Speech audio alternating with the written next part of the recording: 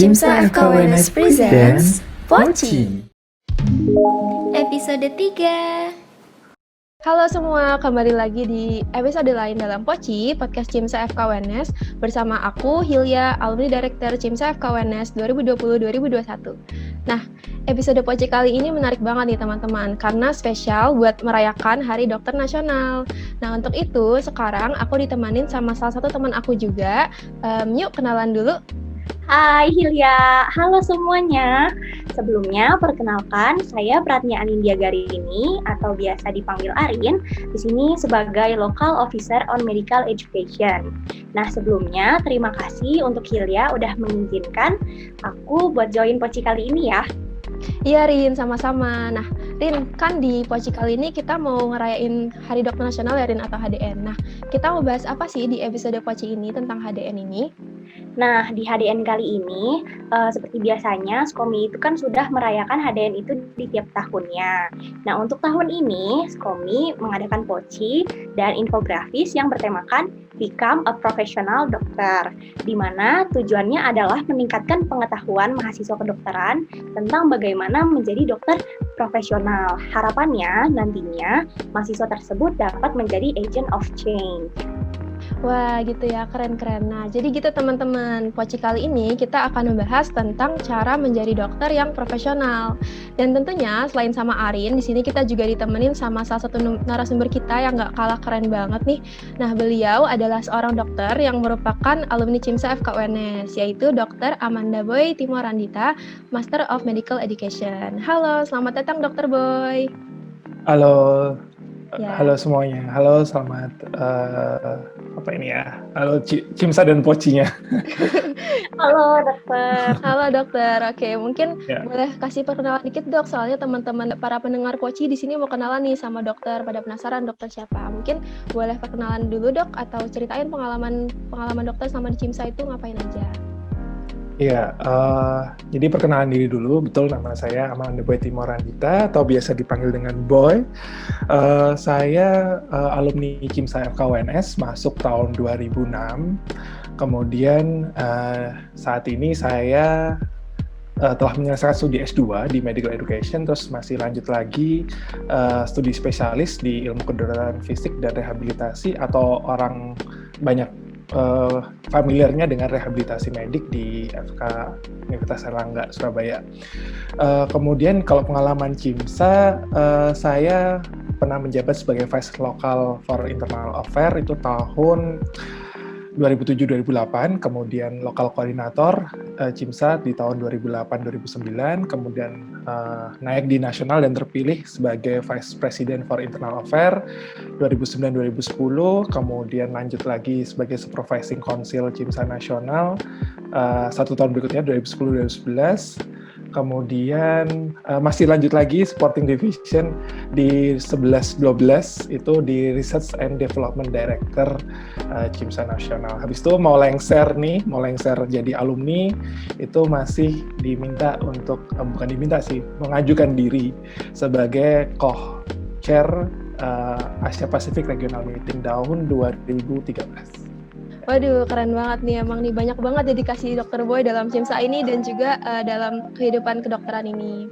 Baik, terima kasih Dr. Boy udah mau meluangkan waktunya untuk menghadiri Poci kali ini. Keren banget gak sih Rin, narasumber kita kali ini? Keren banget, pengalamannya keren banget.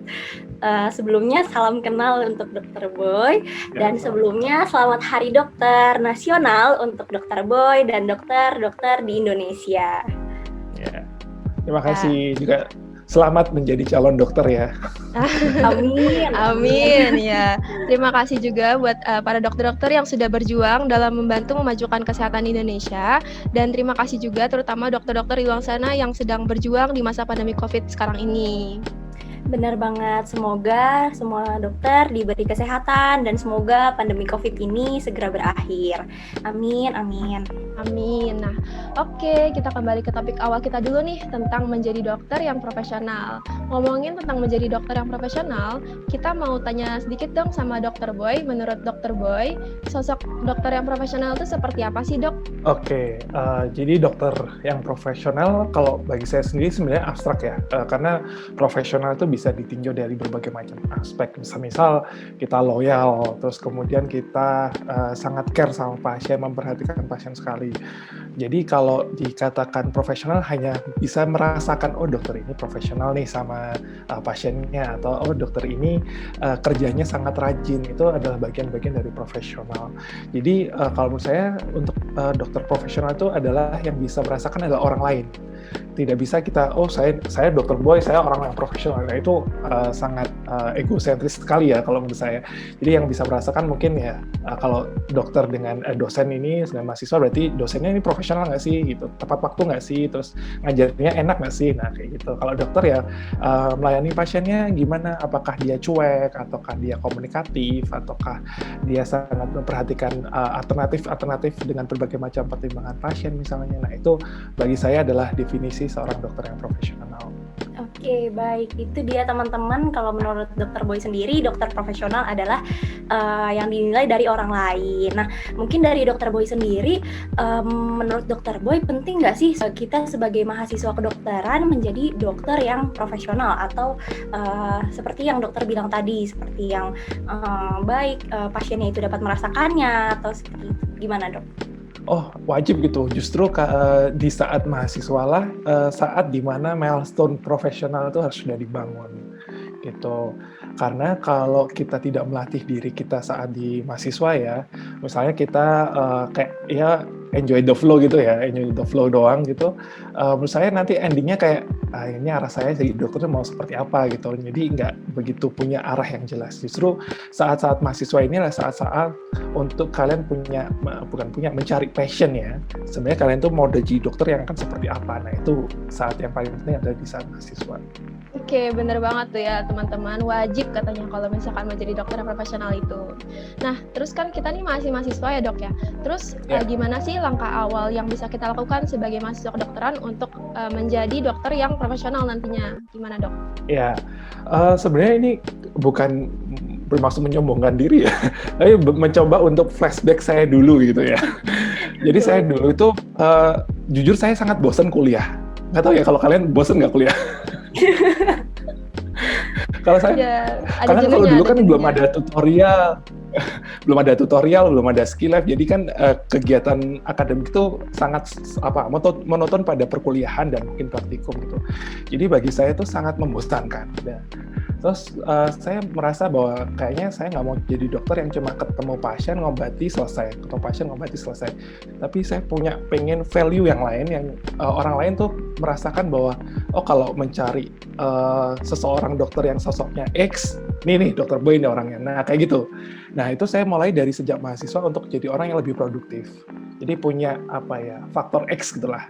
Jadi punya X factor yang orang lain pasti bisa merasakan kalau semisal ada kehadiran saya atau ada kerja saya, itu yang paling penting adalah be produktif. Jadi lakukan hal-hal yang produktif selama mahasiswa. Nggak harus berkaitan dengan dunia medis, tapi misalnya hal-hal yang lain, misalnya kalau hobi jualan, nah itu manfaatkan hobi jualan itu. Saya dulu juga jualan kok, saya jualan pin, jualan kaos, terus jualan-jualan gitu, saya coba untuk melihat sebenarnya passion saya itu di mana. Terus kemudian kayak jadi orang tuh yang kreatif in positive way, maksudnya di mana kalau kita jadi seorang dokter, terus kalau kita ingin value lebih atau faktor ekstra yang lain, maka carilah creativity apa yang bisa kita buat untuk orang lain. That's why saya pilih waktu itu di CIMSA. Saya makanya kalau tadi saya kenalan, kayaknya jabatan saya terlalu terlalu panjang banget roadmap-nya. Ya karena ya jujur aja saya bosan sama kuliah, jadi saya cari kerjaan lain, yaitu kerjanya di CIMSA. Gitu. Oke, itu dia, keren banget teman-teman. Mungkin kita di sini bisa belajar nih dari produktifnya Dokter Boy sendiri, bisa sampai nasional, walaupun roadmap-nya sebanyak itu, tapi hasilnya keren banget kan. Nah, mungkin itu bisa jadi langkah awal atau bisa diterapin juga dari teman-teman untuk menjadi dokter yang profesional alias produktif sejak dini, Oh, kan? sama satu lagi ini. Apa itu, Dok? Waktu mahasiswa itu bangun relationship. Bukan pacaran ya ini, maksudnya relationship itu adalah hubungan sesama Relasi. mahasiswa, mungkin mahasiswa ya, relasi UNS sesama UNS misalnya atau UNS dengan universitas yang lain. Karena itu sangat-sangat bermanfaat karena ketika kita bekerja, ketika kita nanti di dunia karir nanti itu relasi itu sangat kita butuhkan. Nggak harus relasi dalam membantu finansial, tapi relasi untuk mendewasakan diri dalam dunia kerja itu sangat penting membangun relasi. Oke, kerasa banget ya, Dok ya kalau relasi itu. Oke, teman-teman, itu dia pesannya. 1 ya. Oke, nah mungkin kita langsung ke next pertanyaan aja ya. Nih, pertanyaan selanjutnya ini banyak banget teman-teman yang penasaran banget sama jawabannya. Seperti yang kita tahu ya, kalau misalnya mahasiswa kedokteran itu sekolahnya itu lama banget, panjang banget. Bahkan dokter Boy sendiri aja yang kayak, aduh kok kuliah terus, bosen kayak gitu. Nah mungkin dari dokter Boy sendiri ada nggak sih cara atau tips gimana kita bisa tetap konsisten berjuang di saat-saat pengen menyerah kalau aduh kok lama banget ya nggak lulus kayak gitu, Dok? Ya betul. Jujur saya itu kecemplung di dunia kedokteran. Dulu saya sebenarnya tidak bercita-cita menjadi seorang dokter. Karena saya dulu tuh lebih suka matematis, kemudian lebih suka lapangan gitu ya. Jadi pengennya kayak teknik-teknik itulah atau arsitek gitu. Tapi entah mengapa akhirnya saya kodratnya ada di kedokteran. Lalu saya berpikir waktu tahun-tahun ya 2 tahun kedua atau tahun ketiga saya berpikir kalau saya cuma gini-gini aja ngapain ya nanti ke depan gitu. Nah, kalau menurut saya yang bisa saya sarankan ke teman-teman ini saya baru bisa menemukan ini waktu saya waktu fase klinik atau waktu ini dokter muda. Yaitu adalah tentukan roadmap. Jadi sejak mahasiswa ini nanti ketika saya di ujung sana waktu di karir atau sudah berkeluarga atau sudah punya hal yang settle, itu saya settle-nya mau seperti apa gitu. Nah itu ditentukan dari awal karena itu menjadi mindset yang ada di kita untuk wah saya harus tercapai di step 1-nya itu ini, step 2-nya itu ini, berarti saya harus melakukan apa. Jujur kalau saya baru menemukan passion itu ketika di dokter muda adalah passion saya mau di pelayanan dalam artian adalah di fasilitas kesehatan gitu ya, di rumah sakit atau di puskesmas, tapi saya mau punya sambilan yang lain. Nah, sambilan yang lain kemudian saya berpikir kemampuan organisasi saya ini kayaknya bisa dimanfaatkan dalam suatu institusi. Nah, kebetulan waktu itu UNS bukan dosen ya, aji mumpung ya keterima jadi dosen, akhirnya mencoba untuk mengembangkan diri gimana sih UNS ini bisa berkembang dengan kontribusi saya. Tapi saya tetap praktek gitu. Jadi roadmap itu saya bangun, oke saya mau punya pengembangan sesuatu, saya masih pengen pelayanan, jadi saya mencoba untuk mengembangin diri di situ. Jadi jangan sampai kalau pas kalian menyerah, ingat kalian tuh cita-citanya mau apa dulu nih, mau jadi dokter apa. Oke, keren banget. Itu dia teman-teman. Walaupun kedokteran itu sekolahnya lama, itu mungkin bisa dicontoh dari dokter Boy itu nyari selingan-selingan biar gak jenuh, dan kita tetap harus semangat, tetap sabar dalam berjuang, karena masih banyak yang menunggu kita pas kita jadi sukses nanti, dan masih banyak yang butuh pertolongan kita pas udah jadi dokter nanti. Ini saya 11 tahun ya kayaknya, 11 tahun, 2012 sekarang 2028 tahun. 8 tahun dan saya masih sekolah. Wah, lihat tuh, dicontoh dari dokter Boy itu masih berdedikasi cukup tinggi banget ya. Oke, nah berhubung masih ngomongin tentang mahasiswa nih Dok, mahasiswa kedokteran, apa sih yang bisa dilakukan kita sebagai mahasiswa kedokteran untuk membantu para dokter, terutama di masa pandemi COVID ini Dok? Gimana Dok? Oke, ya pandemi ini ya, jadi memang ini suatu hal yang dampaknya itu sangat luas, nggak hanya di kesehatan, tapi ya kalian sendiri yang sekarang mahasiswa pasti semuanya school from home ya. Jadi nggak bisa dipungkiri bahwa kita sedang dalam kondisi yang sangat dinamis. Nah, kalau buat teman-teman Poci yang mendengarkan ini dan adalah kalian adalah mahasiswa, langkah kecil sebenarnya yang bisa kalian lakukan adalah jadikan diri kalian tuh agen untuk menyebarkan berita baik. Karena di era pandemi ini banyak banget berita-berita yang nggak jelas juntrungannya, nggak jelas evidence-nya. Itu yang membuat masyarakat tuh dinamisnya itu bisa ke arah positif dan bisa ke arah yang negatif. Nah, dengan kita mencoba untuk menyebarkan berita baik ini, walaupun setidaknya di lingkungan keluarga kita atau lingkungan perumahan kita misalnya, itu sudah punya dampak yang sangat besar untuk mengurangi penyebaran dari wabah ini. Itu yang pertama. Yang kedua, walaupun kita saat ini semuanya bekerja di rumah, terus kemudian sekolah di rumah, kuliah dari rumah, tapi tetaplah untuk produktif. Karena dengan kita produktif, kita tidak tahu apakah kreativitas kita dalam produktif itu bisa berdampak pada orang di sekitar kita atau tidak. Gitu. Nah, saya pernah nih dengar anak-anak UNS tuh kayak ada yang bikin poster, ada yang, nah kayak gini nih, kayak Poci gini kan salah satu media edukasi juga kan, media edukasi orang, karena kan makhluk rebahan itu kan makin banyak ya sekarang ya. Masyarakat rebahan itu kan makin banyak, jadi pasti media-media seperti ini tuh bisa kita manfaatkan untuk edukasi. Gitu. Oke, mantap. Itu dia teman-teman, bener banget kan kita nggak tahu ya ini kita pandemi itu sampai kapan, sampai berapa lama, masa ya kita masih rebahan terus, ya kan? Nah itu, yang tadi, yang poin awal kita harus mulai sih produktivitasnya itu. Nah, oke nih, lanjut ke pertanyaan selanjutnya.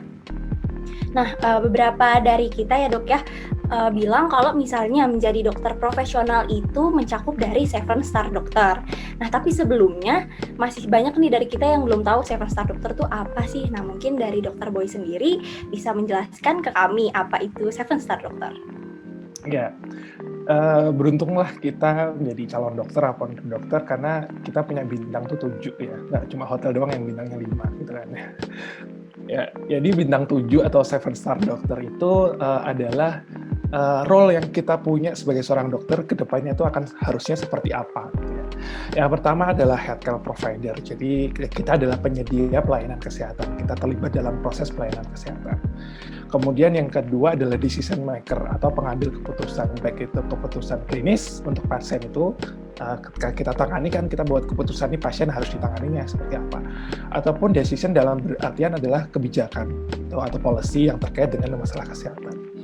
Kemudian yang ketiga adalah communicator, karena sadar atau tidak omongan dokter itu bisa jadi obat.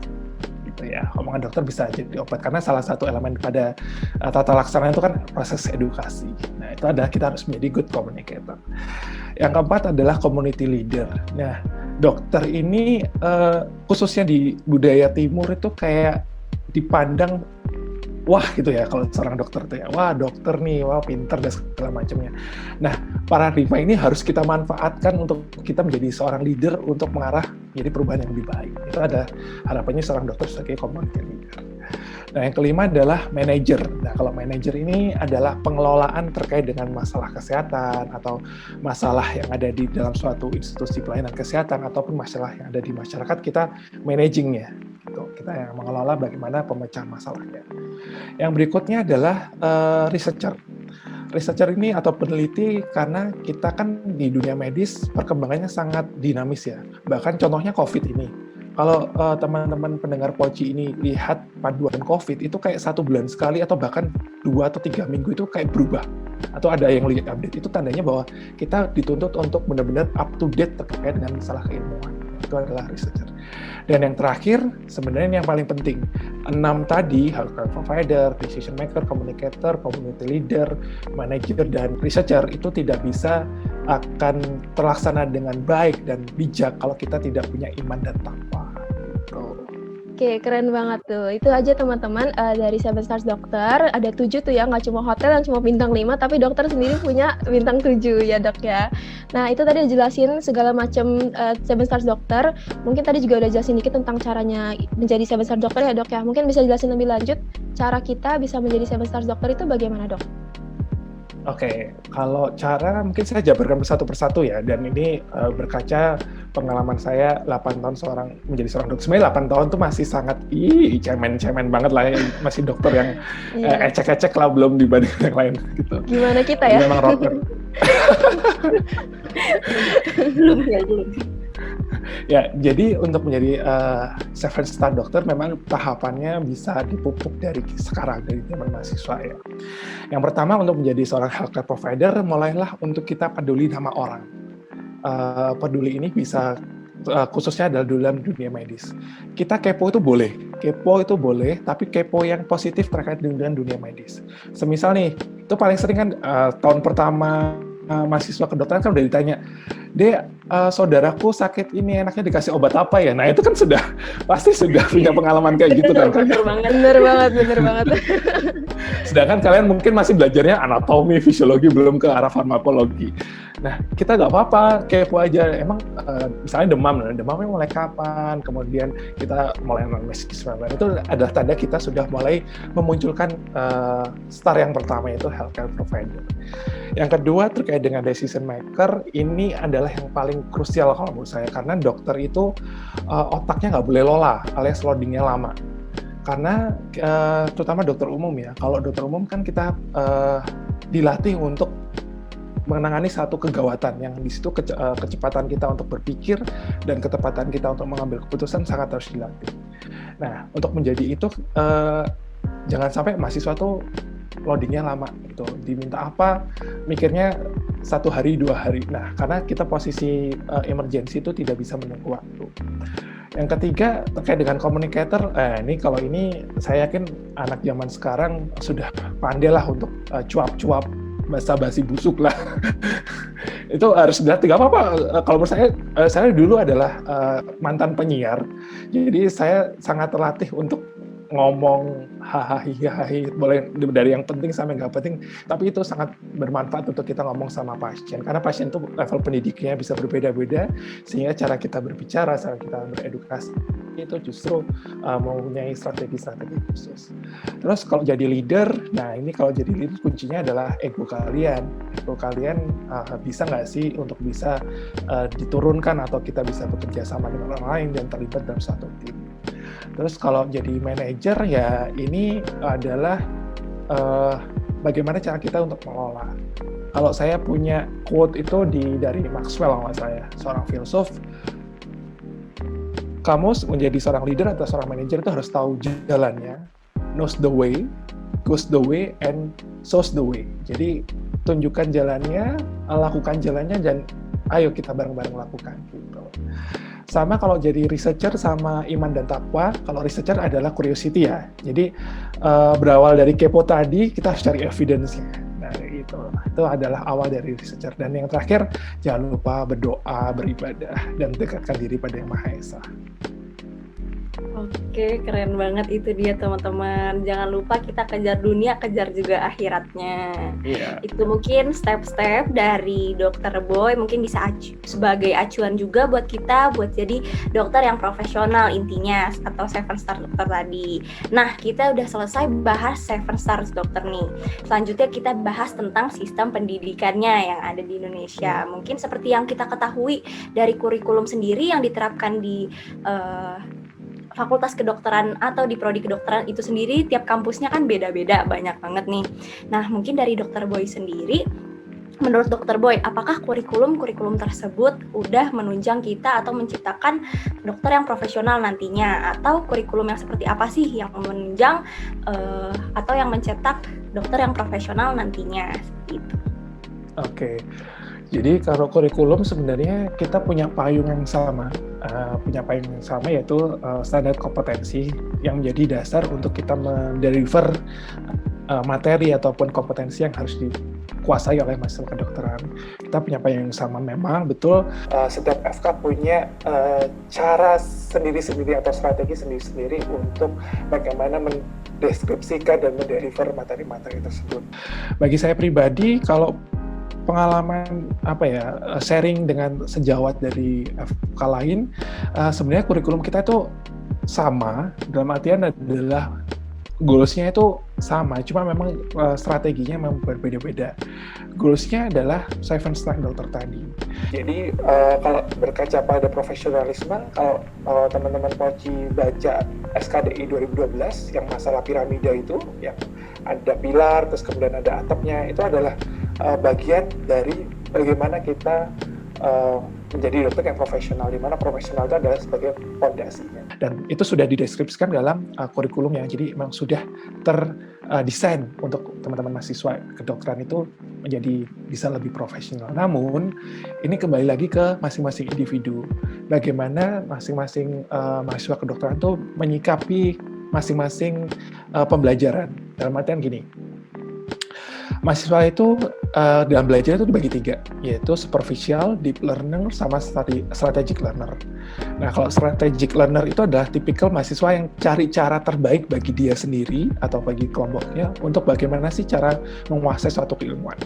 Kalau superficial itu ibarat kata kayak mahasiswa yang senang instan, dapatnya soal, kemudian dapatnya ilmu dari teman dan segala macam, itu cara yang instan. Kalau deep learner ini mahasiswa yang sangat ekstrim, jadi belajar, jadi 24 jam 27 hari itu isinya cuma belajar.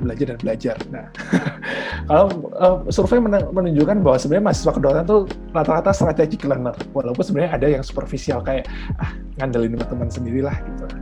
Nah, justru dengan strategic learner ini adalah kunci kalian untuk menemukan jati diri. Jadi di masa mahasiswa kedokteran itu justru kalian ya yang menentukan mau seperti apa profil kalian ke depannya. Gitu. Jadi sebenarnya secara desain kita sudah susun untuk mengarah ke situ, cuma outcome-nya itu tergantung dari masing-masing mahasiswa. Dan saya yakin kita tidak bisa menyamakan semua mahasiswa untuk menjadi dokter yang satu profil saja, tapi pasti akan beragam. Contohnya mau jadi dokter yang selebritis, oke, fine. Kalian harus menguasai elemen-elemen public speaking misalnya. Atau dokter yang entrepreneur, berarti saya menguasai terkait masalah bisnis. Atau dokter yang murni masalah pelayanan, itu fine, it's okay. Oke, itu dia teman-teman ya. Walaupun kurikulumnya juga beragam, tapi dari mahasiswa sendiri juga cara belajarnya mungkin beragam ya. Ada yang strategic learner tadi atau yang deep learner kayak gitu ya. Itu tergantung dari kita masing-masing. Nah, udah ngomongin tentang sistem pendidikan nih dok. Sekarang kalau dari sistem kesehatannya sih, kalau misalkan sistem kesehatan di Indonesia ini udah menuntut para dokter buat jadi dokter yang profesional belum dok? Menurut dokter Boy? Oke, kalau berkait masalah sistem ini agak berat sih bagi saya sebenarnya. Karena sebenarnya kita harus ya mau nggak mau memang harus dituntut profesional dan beretika yang baik ya. Karena dengan sistem yang sekarang seperti universal health coverage, terus kemudian sistem jaminan kesehatan juga menuntut kita untuk melakukan atau mentreatment pasien itu sesuai dengan kompetensi kita dan SOP ataupun dasar-dasar medis yang memang sudah kita pelajari, dan itu berlaku sama pada semua masyarakat. Nah, ini adalah tantangan kita untuk bagaimana mentreatment masyarakat itu sesuai dengan prosedural yang itu tadi, tapi tidak menyingkirkan aspek etika, menyingkirkan aspek komunikasi, menyingkirkan aspek-aspek empati. Itu jangan sampai itu tersingkirkan hanya karena prosedural saja. Nah, sistem kesehatan sekarang ini justru yang menjadi challenge kita, tantangan kita untuk punya value lebih, atau kalau saya bilang di awal tadi, X factor kita itu mau apa dengan adanya sistem ini. Sehingga orang akan punya daya tarik, oh kalau saya, dalam tanda kutip ya, sakit ini, dan saya berharapnya pengen diajak ngobrol seperti ini, saya harus ke dokter A. Atau kalau saya punya problem masalah ini, saya harusnya atau berharapnya seperti ini, saya ke dokter B dan segala macamnya. Itu masyarakat akan lebih pintar untuk memilih-milih kita. Nah, sekarang tinggal nilai jual kita nih, mau dijual berapa harga diri kita, harga diri kalau dijual berapa nih kita ini ke masyarakat gitu. Wah, itu dia teman-teman, menarik banget, menantang banget. Semangat untuk dokter-dokter muda di luar sana, semua dokter di sana, dan juga teman-teman sebagai mahasiswa kedokteran, kita semangat mempersiapkan diri kita menjadi dokter yang profesional. Yang tadi seperti yang dibilang dokter Boy, yang punya value. Nah, lanjut mungkin dari dokter Boy sendiri, ada nggak sih dokter Boy dalam hambatan-hambatan dokter menjadi dokter yang profesional, Ci? Tentunya hambatan dengan solusinya ya dok, itu sih dok. Oke, hambatan jadi dokter profesional itu ya pasti banyak lah, karena saya punya pengalaman buruk dan baik terkait dengan masalah pelayanan di kesehatan. Yang paling paling mengena di hati saya adalah ketika kita berhadapan dengan suatu budaya yang sangat berbeda dengan kita. mungkin kalau teman-teman semester 5 atau 7 atau teman-teman dari prodi lain yang pernah saya ajar terkait dengan interprofessional education, dan saya pernah cerita pengalaman saya dampingi mahasiswa KKN di Rote, di Pulau Rote di mana itu ya? Nusa Tenggara Timur. Nah, ya. Di Nusa Tenggara Timur tuh saya punya pengalaman berhadapan dengan dukun, atau ya itu kalau orang Jawa dukun, tapi kalau orang sana apa ya, saya lupa namanya, ya apa ya, itu tradisional di sana lah, pokoknya pengobatan tradisional sana. Nah, kita sebagai orang baru, kemudian kita punya tujuan tertentu, tapi kita harus dihadapkan sama barrier yang sangat kental, dan itu susah untuk kita sudah susah untuk kita ajak kompromi. Nah, inilah tantangan untuk profesionalisme kita sebagai seorang dokter mau kayak gimana nanti di masyarakat. Waktu itu kalau saya lebih memanfaatkan skill saya untuk berkolaborasi sama orang-orang lain. Dalam artian di sini adalah masyarakat, pemuka agama. Kebetulan kalau di Rote itu mayoritas non-muslim ya, dan sedangkan saya adalah seorang muslim, tapi saya mencoba untuk tetap masuk ke dunianya mereka. Dalam artian adalah mengajak mereka untuk mengetahui sebenarnya dalam penanganan suatu kesehatan seperti ini loh harusnya, tapi saya tidak saklek pada satu bentuk itu saja. Dalam artian saya harus beradaptasi juga sebenarnya budaya di sana menerimanya seperti apa, ataukah ada hal-hal lain yang bersifat krusial yang saya tidak boleh utak-atik. Nah, itu salah satu tantangan saya sebagai seorang profesional dokter, di mana saya punya etika medis tapi saya harus menghargai suatu budaya lokal. Yang pertama. Yang kedua, tantangan lagi adalah menyampaikan berita buruk. Wah, itu luar biasa. Antara peperangan hati dan pikiran tuh sangat tidak menyenangkan.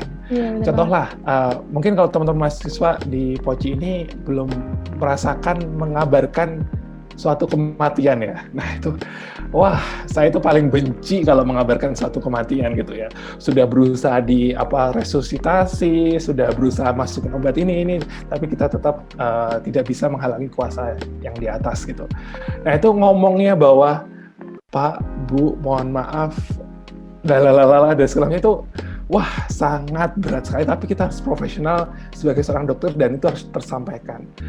Nggak jarang saya diseret-seret tangannya lah, dinangisin di pundaknya, dan segalanya itu tidak jarang itu terjadi. Dan bahkan saya pernah berlutut di seorang ibu yang suaminya meninggal. Wah, saya secara tidak langsung nih berkaca-kaca merasakan bagaimana mungkin orang tua atau yang tersayang itu meninggalkan kita, dan kita adalah orang yang menjadi bagian dari proses meninggalnya itu. Wah, ini peperangan hati dan pikiran yang luar biasa. Itu tantangan yang terberat untuk menjadi seorang profesionalis dokter. Waduh, itu ternyata ya teman-teman menantang banget. Ya, mulai dari ngabarin kabar kematian, itu juga saya yang paling takutin tuh, Dok. Kalau misalkan ngabarin kematian pas jadi dokter nanti, walaupun belum pernah ngerasain. Dan juga tadi kayak mungkin nyesuaiin budaya sama lingkungan sekitar ya, Dok ya. Kayak terakhir nih, Dok, buat pertanyaan penutup. Tadi udah jelasin dari jadi dokter yang profesional, lalu mencapai 7 stars dokter, lalu sistem pendidikan, dan lain-lainnya. Nah, buat terakhir, bagaimana sih harapan dokter, atau mungkin dari Dokter Boy sendiri, untuk kami, para mahasiswa kedokteran, yang akan menjadi dokter nih nantinya? Oke. Nah, ini menurut saya adalah saat di mana kalian jangan sampai terlambat untuk menentukan passion dan roadmap. Nah, mulai sekarang mungkin ini yang pendengarnya kan rata-rata masih mahasiswa kedokteran yang masih tahun pertama, kedua, dan ketiga, keempat, atau rata-rata preklinik. Mulailah untuk dari sekarang temukan ke depan kalian mau jadi dokter yang seperti apa. Kalau belum tahu mau seperti apa, is okay. Tentukan dulu kalian semasa menjadi mahasiswa ini mau menjadi mahasiswa yang B aja, atau menjadi mahasiswa yang punya X factor. Nah, kalau kalian mau punya X factor, ya tentukan sendiri kalian mau X factornya apa. Kalau kalian mau punya bakat di musik, ya jadilah dokter yang sampingannya musik. It's okay, tidak masalah. Jangan sampai jadikan itu menjadi barrier kalian untuk ya wis lah, dokter sekolahnya lama, saya ngalir aja seperti air. Itu justru hal yang salah. Justru harus kalian push lagi, wah saya harus punya value, saya punya bakat ini, tapi saya juga pengen jadi dokter. Nah itu harus benar-benar dari sekarang nih ditata proses step by step-nya. Kalau kalian sudah punya dari sekarang, nah ya udah tentukan kalian tahun pertama mau ngapain, tahun kedua mau ngapain, tahun ketiga mau ngapain sampai ke lulus dokter. Atau kalau mau di organisasi, ini saya jadi member CIMSA. Oke, saya mau menjadi member CIMSA yang cuma dapat sertifikat atau mau menjadi member CIMSA yang punya hal lain nanti yang saya pakai ketika saya bekerja. Nah, itu harus kalian tentukan dari sekarang. Jangan sampai ketika sudah lulus terlambat, wah, saya kuliah ngapain ya kemarin. Nah, itu suatu hal yang menurut saya buang-buang waktu jadinya. Oke, mantap. Nah, itu dia teman-teman. Semoga kita bisa jadi dokter yang keren banget. Nah, buat teman-teman nih yang sekarang nih masih rebahan-rebahan, yuk bangun, kita produktif. Kalau jualan, lanjutin jualannya. Suka musik, lanjutin. Kita temuin passion kita, terus juga kita temuin value kita adain. Terus juga ingat, jangan lupain kata Dr. Boy tadi, kurikulum sebagus apapun tapi outcome-nya itu sesuai dengan diri kita masing-masing. Jadi ya jangan rebahan-rebahan, ayo di sini kita produktif. Iya, kamu ngomong ke diri sendiri ya, Rin ya? Yes, semangat buat diri sendiri dan semuanya. Oke, setuju banget deh sama Arin ya tadi, bener banget. Walaupun sebagus apapun kurikulum pendidikan kita, kalau misalkan mahasiswanya sendiri yang males ya sama aja bohong gitu ya. Semoga pembahasan yang udah kita bahas tadi nih semuanya dari mulai menjadi dokter yang profesional, 7 stars dokter, sistem pendidikan, lalu hambatan-hambatan menjadi dokter yang profesional, dari segala macam pembahasan kita tadi, ini bisa membantu memberi semangat bagi para mahasiswa kedokteran nanti yang lagi berjuang dan menempuh pendidikan. Nah, sebelum kita mengakhiri Poci kali ini nih, Dok, mungkin dari Dr. Boy mau memberikan closing statement buat para pendengar Poci nih. Oke, closing statement. Saya punya satu quote yang sampai sekarang saya selalu bawa, dan itu saya dapatkan di CIMSA waktu saya menjadi VPI dan berkunjung ke satu lokal. Quote-nya begini, energi yang kita keluarkan atau energi yang kita pakai itu tidak akan pernah kembali dalam bentuk yang sama. Tapi energi itu akan berubah nantinya ke depan, yang kamu bisa rasakan di mana energi itu adalah apa yang sudah kamu berikan pada orang lain di masa lampau. Aduh, keren banget. Oke, terima kasih banyak Dr. Boy atas waktunya dalam mengisi episode Poci kali ini. Semoga bisa menjadi insight baru bagi teman-teman dalam meningkatkan pengetahuan kita semua, terutama dalam menjadi dokter yang profesional. Dan semoga semakin banyak nih calon-calon dokter yang profesional nantinya habis dengerin Poci ini. Amin, ya nggak, Rin? Amin. Bener banget, Hilya. Sebelumnya terima kasih Dr. Boy udah sharing-sharing, insightful banget. Ya, terima kasih CIMSA juga, terima kasih Poci juga. Oke, ya. Terima kasih juga buat Arin yang udah nemenin episode Poci kali ini. Gimana nih, Rin? Seru nggak ikut Poci kali ini? Seru banget. Di sini kita bisa belajar banyak. Selain di Hari Dokter Nasional ini kita bisa apresiasi dokter-dokter, kita juga bisa mempersiapkan teman-teman kita atau kita sendiri sebagai mahasiswa kedokteran untuk menjadi dokter yang nggak biasa-biasa aja tentunya. Iya, bener banget. Tuh, makasih juga Hilya udah memberikan kesempatan buat aku, buat Komi untuk merayakan HDN di Poci kali ini. Iya, sama-sama, Rin. Nah, oke teman-teman, episode Poci kali ini sampai sini aja. Terima kasih buat Dr. Boy sekali lagi, dan terima kasih juga buat Arin yang udah bantu nemenin isi Poci kali ini. Dan tak lupa juga terima kasih buat para pendengar Poci yang udah dengerin. Sampai jumpa di episode selanjutnya ya. Dadah. Dadah. Ayo dadah, Dok. Oke, dadah. Thank you for joining us on Poci. And also be sure to tune in for our next episode. CIMSA, empowering medical students, improving nation's health.